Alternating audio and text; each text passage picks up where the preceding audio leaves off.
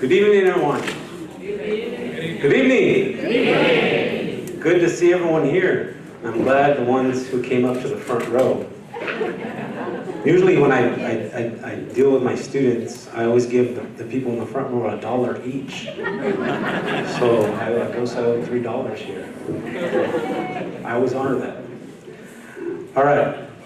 My name is Sam Blanco III, or as my students call me, SB3. And my regular life, I am the director of the pre-college trio programs at UC Davis for the past 23 years. But in my other life, I'm also a school board member here at the best district in the nation, Woodland Joint Unified School District. I'm going into my 4th year, and I'm serving as president this year. So it's my honor to introduce our keynote speaker tonight. But rather than a traditional introduction, what I like to do is indulge you for a couple minutes with a quick story. You know, I've been working with many students throughout my whole career. And I remember a student of mine, or we'll just say a student, who had a lot of potential to go on to college. Has anyone ever met a student who had a lot of potential? How about here, had a lot of potential as a young kid? Anyone? Yeah? Okay. Well, this student had a lot of potential. And as a high school student, at I think the age of 16, dropped out because this student got pregnant. Well, now you know it's a female. Got pregnant and had their first child as a high school student. Then had another child in high school, so again, they couldn't go back to school. Before they were 19, they had their 3rd child and didn't even finish high school. Well, that student went back to school, got their GED, and finished high school. Then they decided, well, I'm going to go get my bachelor's degree. Got their bachelor's degree in business. Then got their master's in education. But didn't stop there. Got their EDD in organizational leadership. That student today is your superintendent. The story I just shared is actually a story of our keynote speaker, Dr. Maria Armstrong. Please welcome her.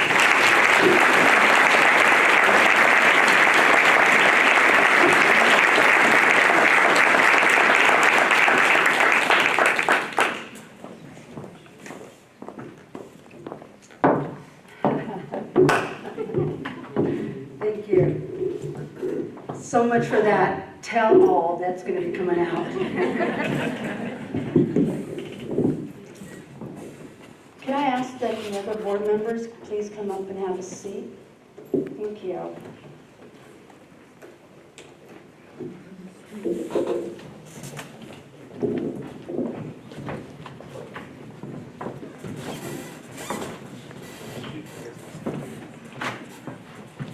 Wow. So whose bright idea was this? Having to get up in front of folks on a Thursday, then it's not a board meeting. So let's get started. President Blanco, trustees, cabinet, students, I saw students out there, parents, staff, members of the City Council, and community.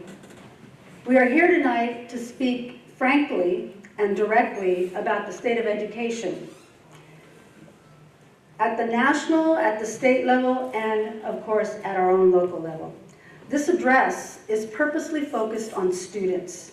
If you came here to hear about the details of the governor's budget or creating teaching pipelines in response to the teacher shortage, please attend a board meeting. We'll talk about that there, but not here tonight, not in that kind of depth. I know that there is great concern on the safety of our children, the achievement of students, and our aging facilities. Let me begin by stating that public education is not in ruins. It is, however, in continuous transformation. Our public educational system continues to evolve as it should, to prepare each and every student that appears on the doorsteps of our schools for the future that awaits them. You see, in this amazing country of ours, and specifically in our Woodland Joint Unified School District, we provide state preschools and TK through 12 education for all children, regardless of ability, income, color, race, or creed. Before we get into the areas of safety, achievement, and facilities, we must first lay a foundational setting for what I'm about to share with you from observations and feedback from various committees and meetings. That foundation begins with culture. Culture breeds success or deteriorates the fabric of a community. As the community grows, so should our successes. Every community has their strengths and will have their challenges. However, if we continue to work collaboratively and transparently, we can use our collective strengths to overcome those challenges.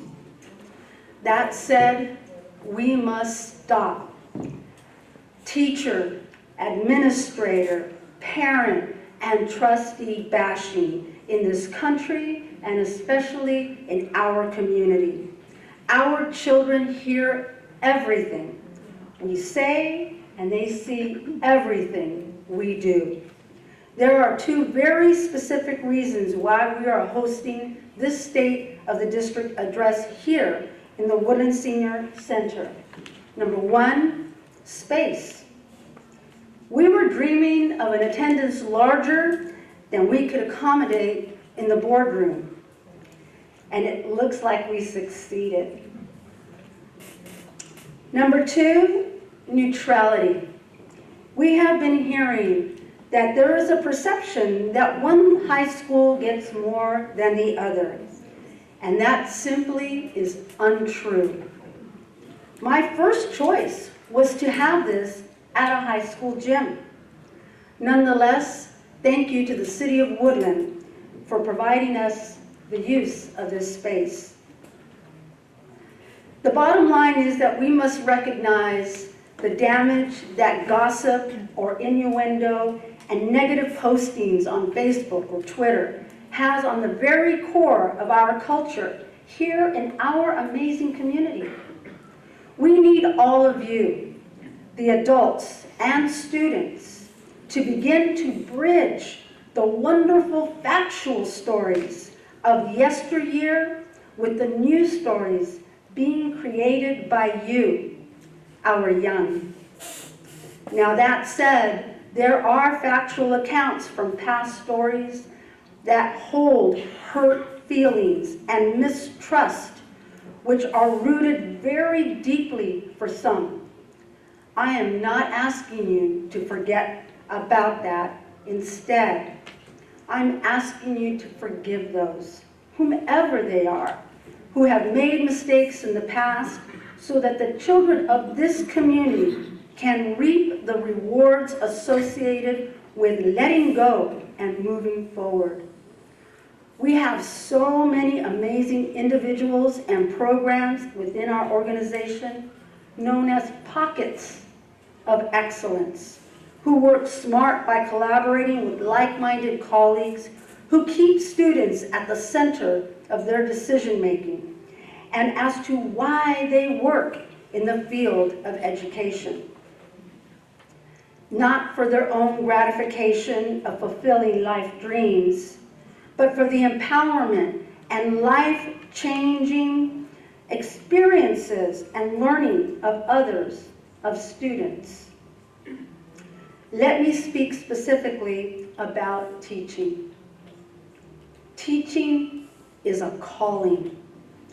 And if you are truly in this profession for the masses, and not just the one student that comes back and says thank you, you can change lives for generations to come. Teaching is a difficult career choice, and it should be. But know that if you are willing to set high expectations and supports for students to meet those expectations, you are not only a teacher, you are a champion. You are an advocate for students that know they will aspire with the help that you provide them and the high expectations that you set.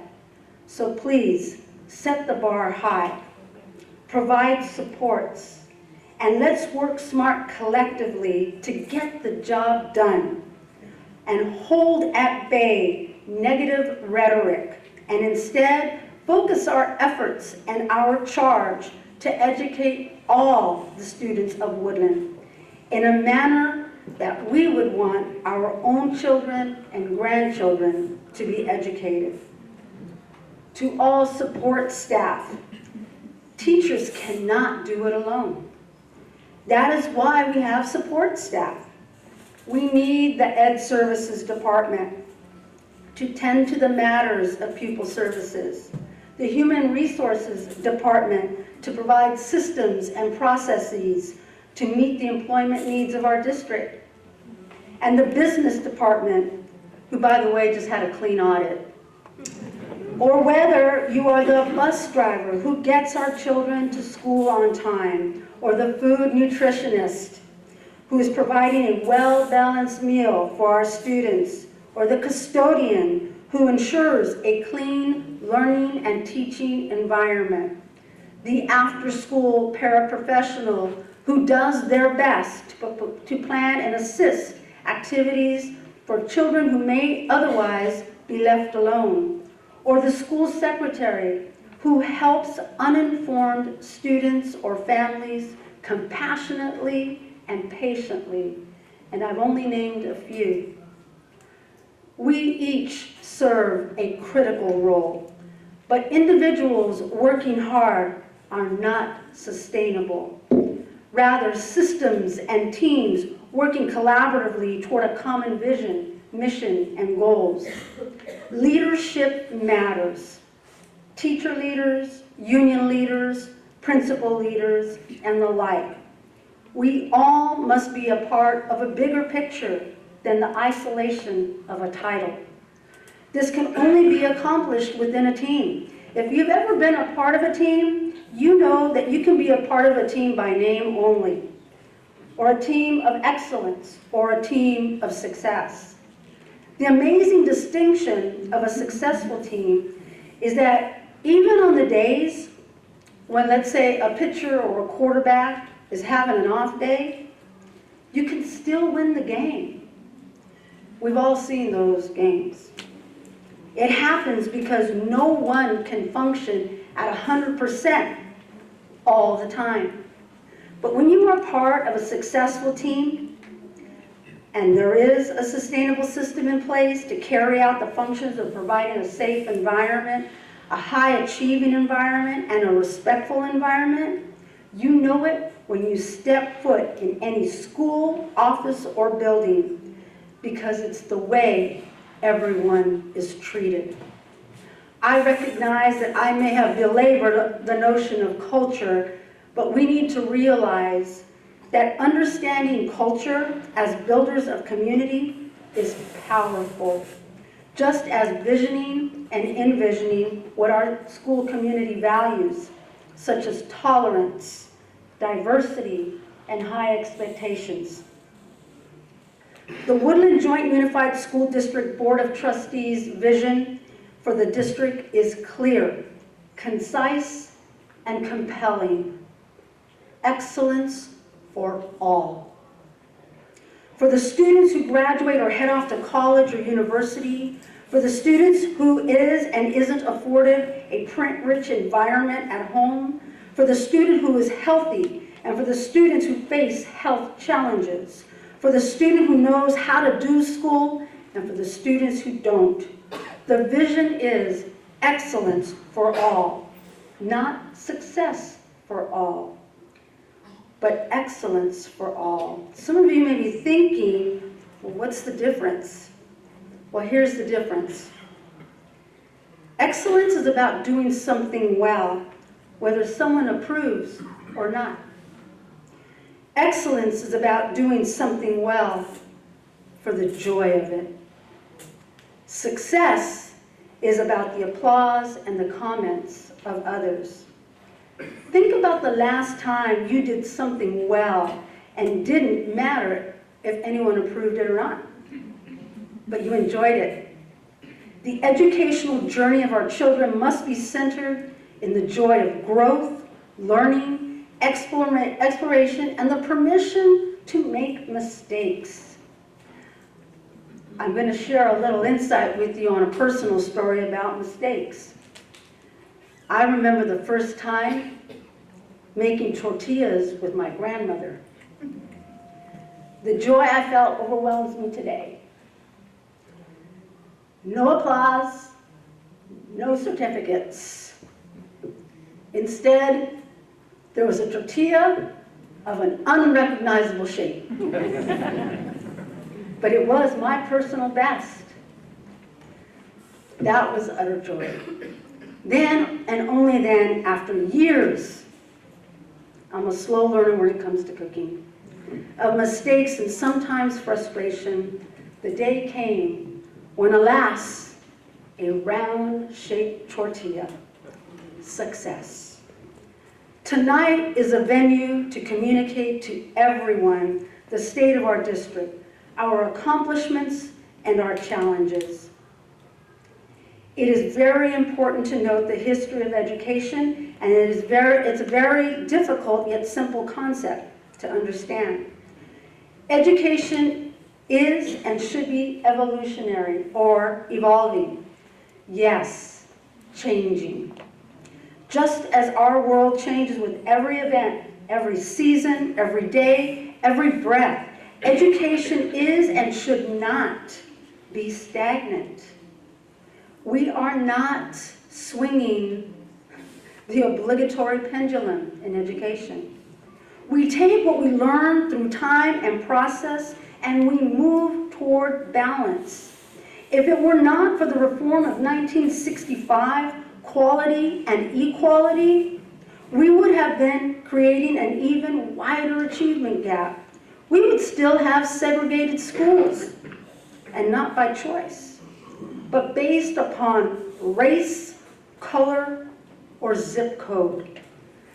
If it not for No Child Left Behind Act, too many of our neediest children, primarily our children of color, would not have been assessed to determine their gaps in learning based on race, color, or zip code. If not for the Every Student Succeeding Act, coupled with the accountability of No Child Left Behind, we would not be able to respond to the demands of the ever-changing world and prepare our students accordingly.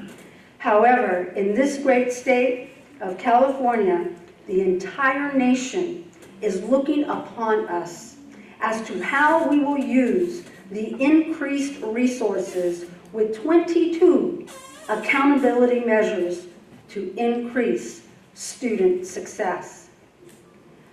It is with great pride that I share with you that Woodland Joint Unified District, along with 11 other districts throughout the state, are a part of a study by Dr. Michael Fullen, an internationally respected and renowned educational leader. The study will look at how our funding resources align with our measures on success for all our students, while advancing equity for our neediest of students. Yes, the short history lesson provided a foundation to illustrate how Woodland Joint Unified is on the cutting edge to advance the learning of all students. As the study looks into the alignment of resources and measures, in part, the study will specifically look into the implementation of the Local Control and Accountability Act, which in the case of WJUSD also provides the focus of the strategic plan.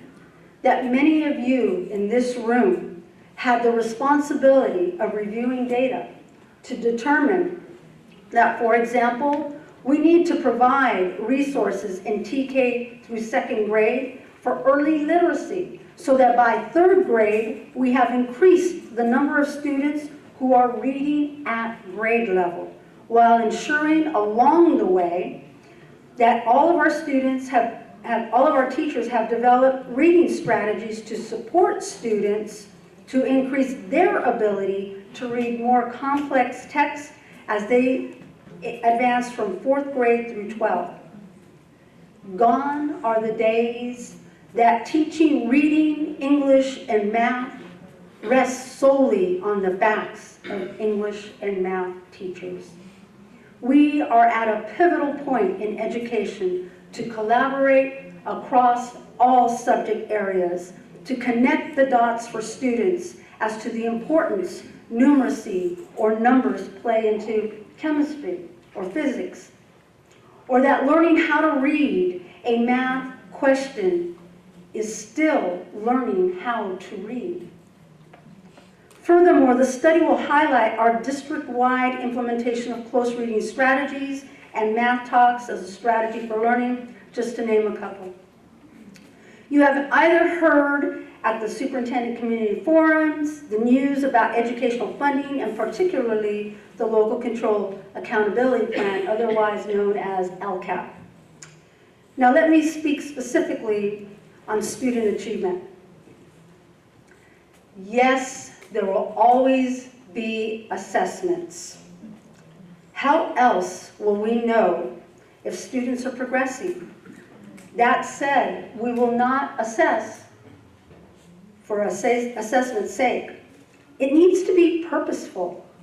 For example, the reason for district-wide benchmarks, not district benchmarks, because there's a difference. The difference is ownership. If we don't administer the district-wide benchmarks, how are we going to know which students need immediate interventions or release from interventions? This can only happen when resources are directed and or shifted when necessary. Teachers are assessing constantly and informally so they can provide immediate corrective information to prevent long-term deficit learning. So is true with formative assessments. They are to inform, but more importantly, so that we can intervene appropriately and timely. We, the collective we, need to own them for this purpose. Could you imagine if you drove a car without a gas gauge? Who knows where you'd wind up? Students cannot achieve if they are not in school. And when in school, they want to be engaged in challenging learning experiences. I speak with students at any given opportunity. It is the highlight of my day. It is their voice that motivates me, inspires, and challenges my thinking. Too many of our brightest students are seeking other forms of stimuli. And that is not to say that it's anyone or anything's fault. It's too easy to blame the teacher or technology, or for that matter, the drought. That's the catch-all these days, right? Yes, it's ridiculous to waste time trying to find fault and blame, and instead, let's provide tools and opportunities for solving real problems or simulate possible solutions to relevant and higher levels of thinking. Technological tools are just that. They are tools. They can provide springboards to learning difficult concepts or rote skills. They can offer individualized learning. Nonetheless, they are tools. And our students require the tools for learning, which is why WJUSD has committed nearly $2 million annually of LCAP funds to equip our students with one-to-one Chromebooks in grades 3 through 12 and iPads in TK through 2. The process is incremental, and it will take teacher preparation to use the tool effectively. Let me be perfectly clear. Computers in the classroom have been around for over 25 years. There should be no acceptable reason why our students are not technologically responsible or savvy. Let me talk a little bit about disproportionality or disproportionate, because it is the educational civil rights movement of our decade. Disproportionate, by definition, means out of proportion to. WJUSD is committed to eliminating disproportionality. This means whether it's about suspensions to race, gender, income, or achievement to race, gender, or income. In the 2011-12 school year, our district was found to be disproportionate, specifically in the area of suspension and expulsions, above the state and county averages. Furthermore, the disproportionality of suspensions between Latino, African American, and American Indian have continuously increased disproportionately. And an even deeper look into the disproportionality issue is the number of students with the highest level of need that are being suspended or expelled. I'm not speaking about the genuine suspendable or expellable offenses. Instead, I am speaking about corrective behavioral issues. We cannot and must not approach this issue with just more programs. We must begin to address the difficult issues of individualized learning and engagement versus classroom management through a multi-tiered system approach. It is frustrating for a teacher when a student disrupts the class. I remember. However, that is why working harder in isolation doesn't work, and why we need systems in place where teams of teachers and administrators are able to share and delve into the student's situation and get to the core of why they're acting out. Please do not misconstrue I'm trying to create more student study team meetings. Rather, what current structures do we already have in place that can be altered to do this work? What methods of correction other than suspension can be used to address the student's individual need immediately for short term and over time for the long term, investing time and resources up front? So what are we doing about this? We are looking at using services beyond the scope of the school district and partnerships with outside agencies better equipped to handle the level of need. We are looking toward what other districts are doing with the same issues we here in Woodland face as well, with increased numbers of incarcerated parents, low-income families, and homelessness, or students who are learning English, just to name a few. Our students, more than ever, need a sanctuary, a school that employs caring adults, and I don't mean just caring teachers. I'm talking about an empathetic and empathic community, and again, a sustainable system for providing the best education. As we expend an incredible amount of funds to increase the capacity of classified staff, teachers, and administrators, we must report to the state the degree of impact on student success. The response by classified staff, teachers, and administrators to participate in professional learning opportunities has truly been a joy to witness. For example, we grew from a handful of teachers on an evening or a Saturday to 134 participants at either our dinner series or our Super Saturday workshops. We also provided teachers a per diem rate for attendance rather than an hourly rate. Our goal is to touch every teacher so that in turn they will impact the lives of each of their students with the research-based strategies that they are learning. What teacher wouldn't want to hone their craft for the betterment of their students? That's because teachers are awesome. Speaking of awesome teachers, I am excited to share that for the first time in recent history, or at least that's what it was shared with me, is that we were able to settle negotiations with our teachers union this past October, along with other staff, with a second salary increase in the past 6 months and with improved medical benefits. We still have work to do in the next year, but we are confident in the continuous strides made.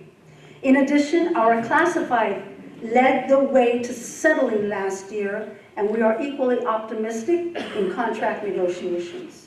Now, matters of equal and equity.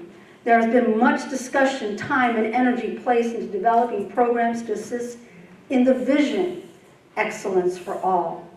The Woodland Joint Unified School District Board of Trustees this past December approved a resolution to fund 6th grade science camp for every 6th grader in this district, regardless of race, color, or zip code. And you can go ahead and clap a little louder. I saw that. We are, however, in the midst of looking how to better integrate the next generation science standards and increase their experiences with hands-on and experiential learning. In addition, the Woodland Joint Unified School Board of Trustees approved a resolution to include ethnic studies for all students as a graduation requirement beginning 2017-18. As our world gets smaller and neighborhoods continue to grow, it is imperative that students take pride in their familial roots while learning the perspectives of others, and to support a unifying community of diverse ethnicities. Looking forward in the not too far distance is the notion to expand summer school. The idea is to provide summer school for more than remediation purposes, although that is a priority. We are also looking into offering enrichment opportunities for students to increase their learning capacity through a variety of programs, such as dual enrollment, where students can actually earn community college credit, or retaking a course to improve a final grade to meet the A through G college entry requirements. For example, after looking at our semester grade data for our high school students, our students who are low income, students with disabilities, homeless, foster, and English learners are above 25% as an indicator of having a D or F. We must look at our system of supports and provide supports beyond the school year. If the issue is that students need more time to learn, then we need to provide them more time to learn. If the issue is something else, then we must not only discuss the issues associated with the data, but more importantly, do something with the data. We live in a time where districts across this nation are providing incredible results with for students with the same types of issues. There is no acceptable reason why we shouldn't be able to do the same. Moving into the 2016-17 school calendar, we will begin planning how to expand our after-school program as a parallel program for students who don't currently qualify for the ACES program at our elementary schools. We are researching how to create a sliding scale of sorts so that parents, if they have the opportunity to pay a nominal fee for the after-school activities. In addition, we will be planning how to provide professional learning opportunities for our paraprofessionals so that they can continue to assist with homework, because the homework has changed. By the way, we are also looking into how staff who work in our after-school programs can use the program as well. You may be wondering, how is our budget faring with the supports that we are proposing? The district continues to receive the majority of its funds through the local control funding formula, also known as LCFF. The governor's 2016-17 budget proposal projects to fund school districts at 95% of the target. For the first time in a very long time, districts can begin to do the work associated with what is best or the best thing for students' achievement instead of how much funding do we have? And then let's figure out what we can do for student achievement. So the only other bit of information that I will share with you tonight related to the budget is that in early October, the Yolo County Office of Education reported out on its on its review of our district's adopted budget for the 2015-16 school year. And I am pleased to share with you that the district is projecting a positive ending fund balance. We will meet the state's 3% reserve, and we will have earned a positive certification. Thank you, Finance.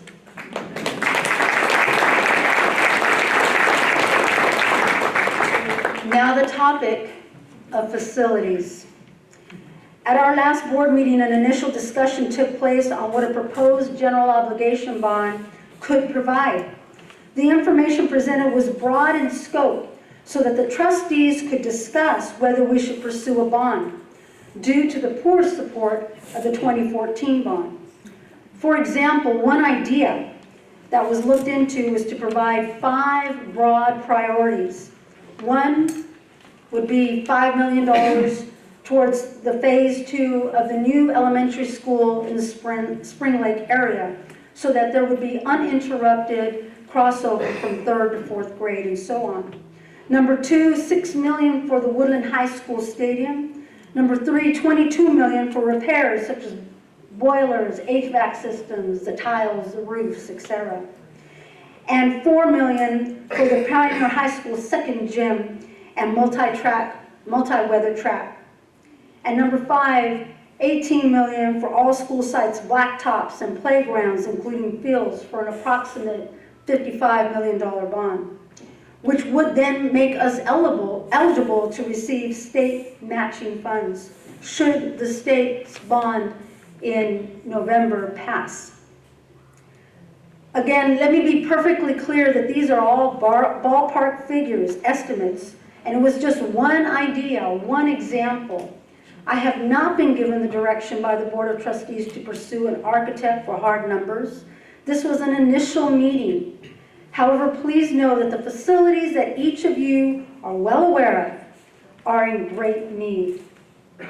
Our classrooms are so outdated for the types of learning opportunities afforded to so many other students outside our community. It is a disservice to our students when we cannot provide career technical classes for hands-on learning where theory meets application. If the issue of trust wasn't so grave, believe me, we would ask to pass a much larger sum to create the types of learning environments that the children of Woodland not only deserve but need to be prepared for the college and/or career of their choice. Let me talk a little bit about myth versus fact. At the last board meeting, it was stated that our teachers union could not collectively support a bond due to the fact that half of its unit members are Republican and half are Democrat. However, this past December, the then CSEA president and the vice president of WEA and I attended a workshop where neighboring districts who work collaboratively passed bonds. In fact, they shared that any chapter in any district can actually contribute 10% towards a bond campaign. Listen, these are learning and teaching environments that I'm referring to as a proposed notion of a bond. If we don't get a bond, we will have to shift priorities in order to tend to the repairs that are in dire need. For example, the blacktops at each of the schools They're not nice tos, they're must-haves. We have students and staff who are wheelchair bound. We need to stop neglecting our facilities needs to avoid more red-tagged issues. Here's another myth versus fact. Our staff have been digging in archives for actual board documents to illustrate the fact versus myth behind the 1999 bond. In October of 1999, a general obligation bond, or Measure T, was passed for $40 million. And in 2005, the Bond Oversight Committee reported in open session the projects for modernization that were completed at each of the elementary schools. And 51.7% were state funded, and 48.3% were funded by Measure T. Both middle schools had modernization projects as well. Measure T funded 44.8% of the total cost, and the state funded 55.2%. Phases 1 and 2 of the construction of Pioneer High School and the acquisition of land for Pioneer High School and a future middle school.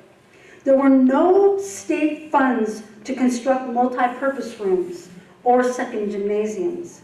And at that time, a quote on the document stated, "The board has not yet allocated any funds to construct phase 3, end quote. In addition, there were no plans to build a stadium at Pioneer High School, in part because the cost of the stadium would not be eligible for state funds under the state building program. At the upcoming February 25th board meeting will be a bond agenda item for further discussion to address issues of community trust, more detailed repairs, and associated cost approximations. Also, please understand, there will be consultants proposed to do the heavy lifting as in any bond scenario. Also know that there are many of you here in this audience who can share your perspective, and that is welcome. Our staff will be handing out their business cards so that you can get a hold of us with your story.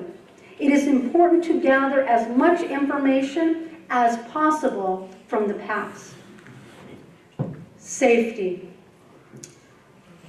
Recently, I was asked by someone who was reading our local control accountability plan why we had a goal for safe and welcoming environments. My response was that it came from our strategic planning, in that some of our parents felt disenfranchised or marginalized, and we aim to provide attention to that claim so that all parents or guardians are engaged in their child's education. We cannot begin to address the academic achievement needs of our students without addressing the social, emotional, and physical well-being of them as well. As a grandparent with grandkids in school, I, along with every other parent or guardian, understand the preoccupation with the safety of our children. From a facility standpoint, but equally important, it is in the emergency situations that have come to play at our schools by gunmen and terrorists in the past 17 years. Yes, that's how long ago it was when we learned of the Columbine shooting in April of 1999. This awareness and attention to safety is paramount. We must not take anything for granted. Instead, we must continue to learn the latest in procedures and exercise our drills. For the past year, Woodland Joint Unified School District school sites have engaged in thorough updates of safety plans, along with tabletop scenarios and discussions, and drills that are beyond the normal fire and earthquake drill that we remember when we attended school. That said, nothing is guaranteed. However, an updated plan and frequent training creates a better equipped team. We always hope for the best. Unfortunately, we also have to plan for the worst. Along with safety, we are in the process of updating all school signage.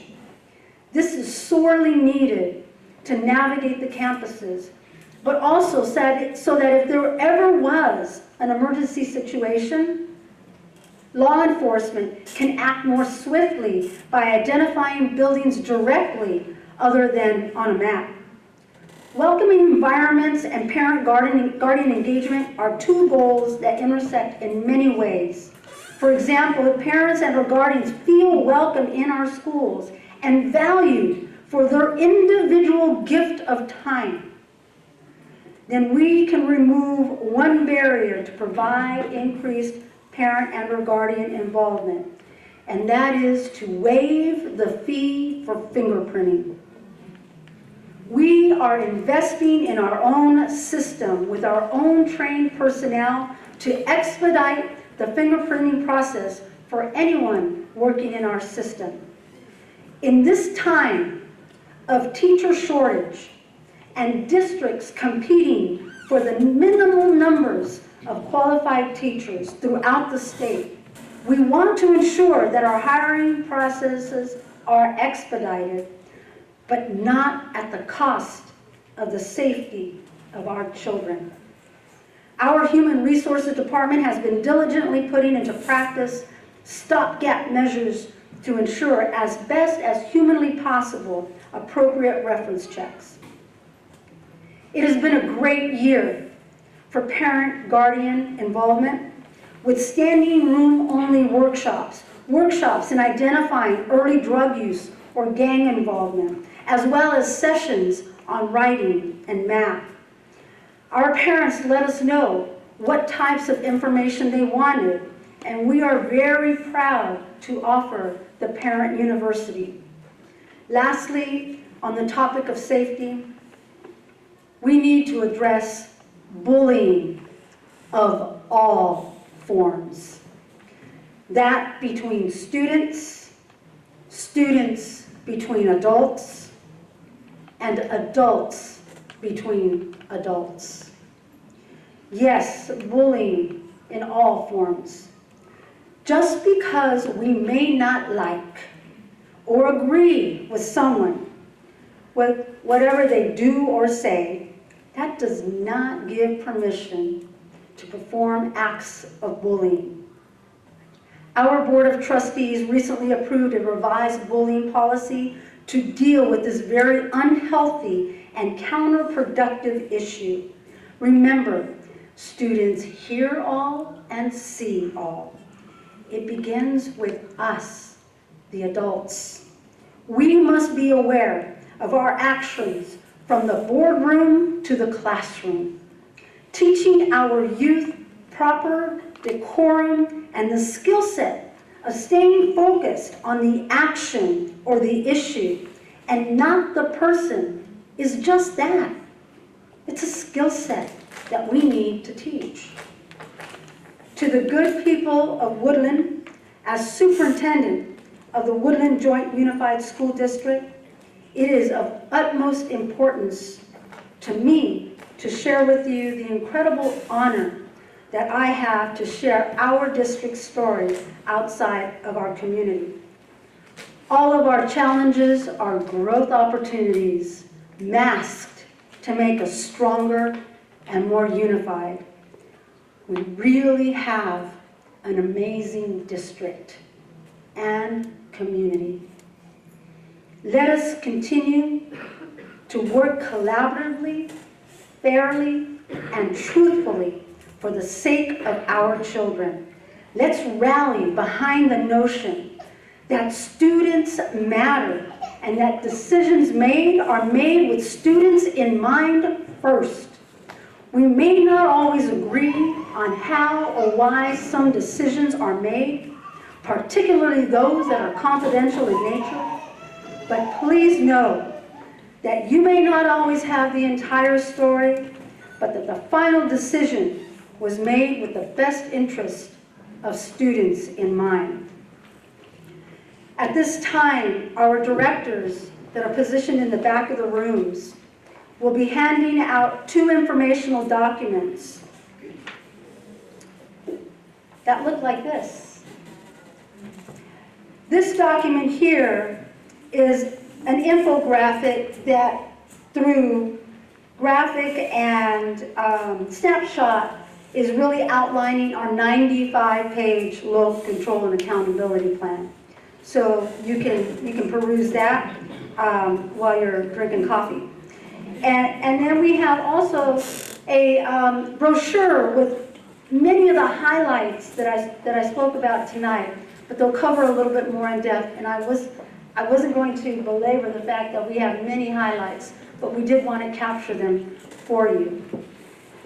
As far as the infographic goes, I do want to say thank you to the Yolo County Office of Education for contracting with a company out down in Southern California and for paying for our infographic. Thank you to them.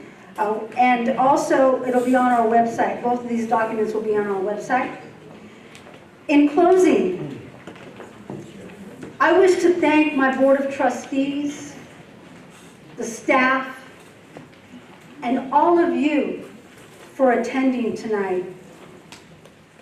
In the next 20 minutes or whatever time we have left, as we exit the stage, we really wanted to offer an interactive session where if you have any questions or comments that either staff or our board members and myself would be more than happy to engage with. Now, it wouldn't be an official address if I didn't have a quote, so I've got a quote for you. This quote is from Young Life, out of the mouths of babes, right?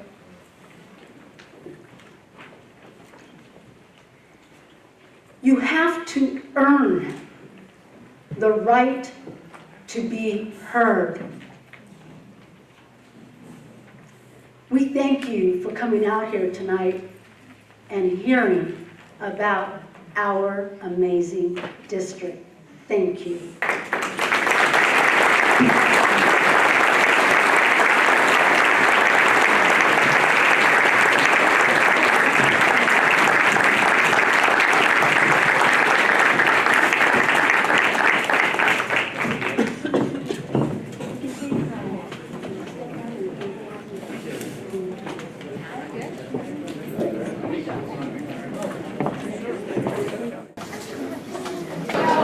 All right. I got a post. Every chance I get. Thank you. You're welcome. Dignified.